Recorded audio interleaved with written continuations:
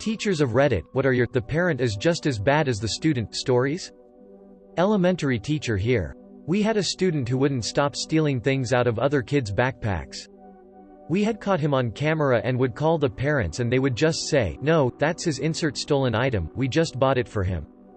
Then, we get him on a positive behavior plan and create intentional lessons about empathy to others, setting goals to get what you want, the difference between wants, needs, etc. Eventually, he gets enough positive days in a row that he gets released from the behavior plan and receives a free bike as his incentive for good behavior. They were donated to the school by a local bike shop. The next day he tells me his uncle stole it and pawned it. He went right back to his old behaviors and it was heartbreaking. I had a student last year who was new to the school. Really nice, friendly, shy and hilariously absent-minded. He would come to school at least 2 days a week with either his shirt on backwards, inside out or both. So I wanted to talk to his parents about how his absent-mindedness was affecting his learning. Mom shows up at 5. Dad shows up 1 hour late.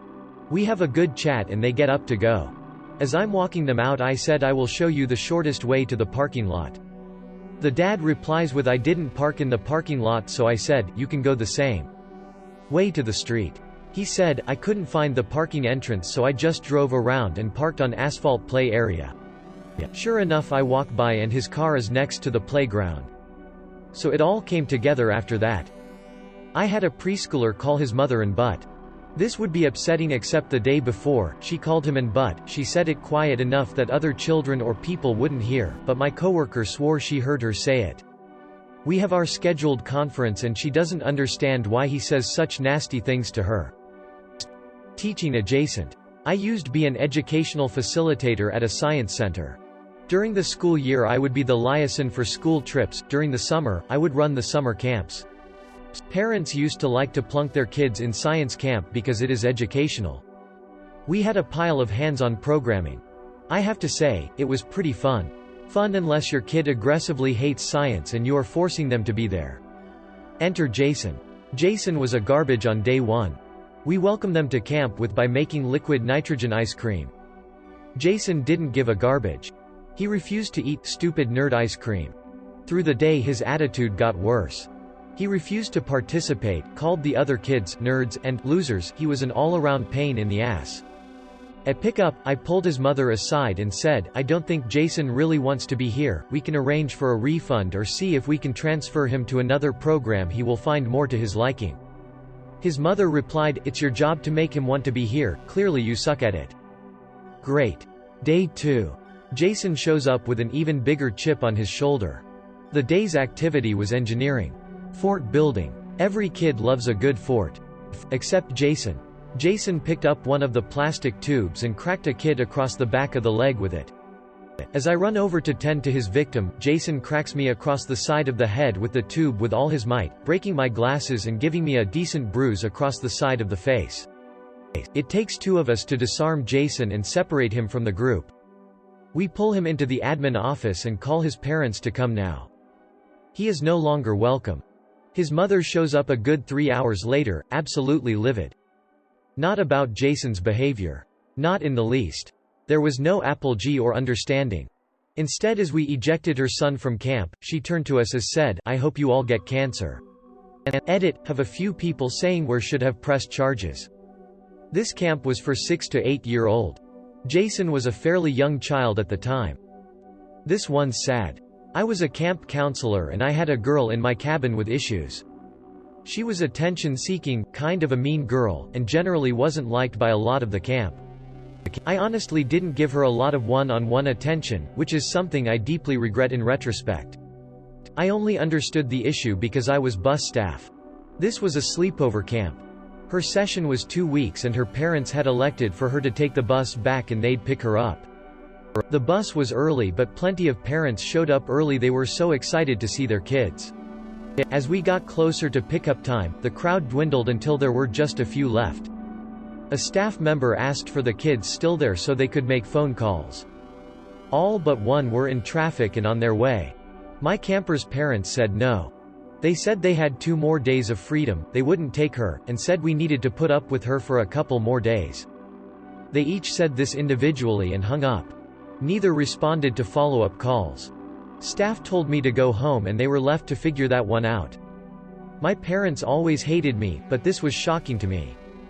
That someone's parents would absolutely refuse to let their 12-year-old into their house. I once had a student who thought I should drop whatever I was doing and help him immediately any time he asked a question. One time, I was working with another student and this kid yells across the room that he needed help. I told him I would help him when I was done and to please raise his hand next time.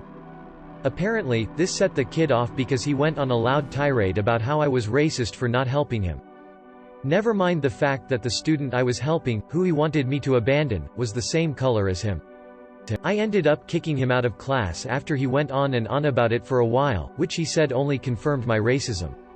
Everyone else in the room just kind of stared at him as he left. He got suspended from my class for a couple days, which meant I needed to inform his family. I never actually spoke to his mother, because his aunt was listed as a contact about any incidents. Turns out he and his mother were living with the aunt at the time. But the aunt explained to me that he had learned this behavior from his mother, who demonstrated this behavior any time she felt she was wronged. The aunt said she was trying to fix her nephew's attitude and promised me that it didn't matter if her sister thought it was fine to teach her son to act that way, because it wasn't going to happen again while they lived in her house. And you know, she was successful. The kid never pulled that garbage again, at least not in my classroom. High school teacher, and we have something called soft lockdowns, known as shelter in place by some schools, where doors are shut and locked but classes continue as normal. These are pretty common and can be used for anything from a medical emergency, want everyone out of the hallway if someone needs to be cared for, because high schoolers are nosy, to a fugitive running around the neighborhood. And #X200B, we've been in many soft lockdowns because parents have come to the school ready to hunt down and beat the garbage out of a teacher. They usually come in the front office, can't access the rest of the school without someone opening the secured door, screaming, cussing, threatening everyone in the area, you get the picture. Often, they're removed by the SRO and given a criminal trespass citation. We have a pretty high rate of fights and violence between students. When I see parents acting this way, it all makes sense. A bit different because this is a positive story. I'm not a teacher but I taught for a freshman chemistry class last year, so college kids but ones that were in high school like 3 or 4 months previously. One kid in my section was amazing, scary smart, always got great marks on assignments, asked fantastically phrased questions that the professor loved to answer, was a joy to be around during the lab section because he was so easy to be friendly with, he clearly loved and excelled at the work and enjoyed being in the environment, which definitely extended to the rest of his lab group. They were consistently the most talkative but also got the highest marks on assignments. About halfway through the semester we introduce a concept that he struggled with a bit, so he came to a few tutoring sessions and he was a joy to help one-on-one. Our third tutoring session was in the campus Starbucks and went late, so he had to get his dad to pick him up because his ride to campus that day had already left. His dad came a bit early, so he ordered a drink and sat down with us for a bit, and I immediately understood where this kid got everything from.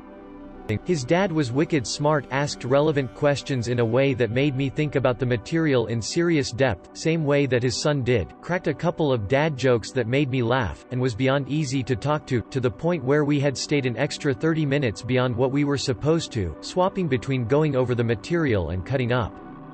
Just a joy to be around from day one until the day of the final, and the apple clearly didn't fall far from the tree. The mother who was screaming in the office, "I'm gonna hit you in your fluffing face," because a tutor dared to say the kid was having behavior issues during free tutoring. Now I know why the 5 of your 11 kids in our school are terrible hot messes. Poor things don't have much of a change. Mom was banned from the building because this was the last straw. I had a student many years ago, call him M.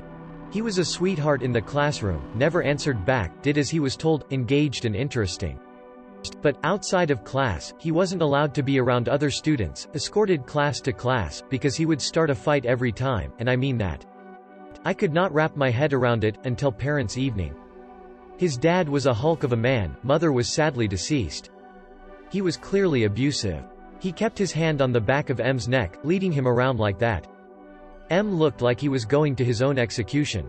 Was told later that authorities were involved, but M lashes out all the time because it was the only time he felt he had some control. Would never talk back to an adult because he was just garbage, scared of us all. He didn't make it the year before he disappeared, but I still think about him. I got a phone call from a parent basically saying that a few other children had beaten up their child, so the following day we take aside that child, then all the other children. In the end turns out there were 9 other children involved, and it turns out to be the complete truth. The children had been arguing about a video game, they're 10, and this one child had a different opinion to the others, so they push him to the ground, and while he's curled up on the floor, they start kicking him. My head teacher contacts the parents of the children involved to let them know and explain the punishment.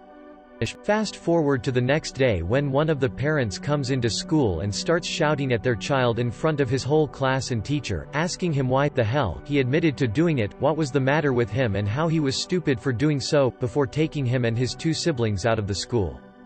This child was one of the ones who admitted straight away to doing it and had burst straight into tears and was clearly feeling guilty.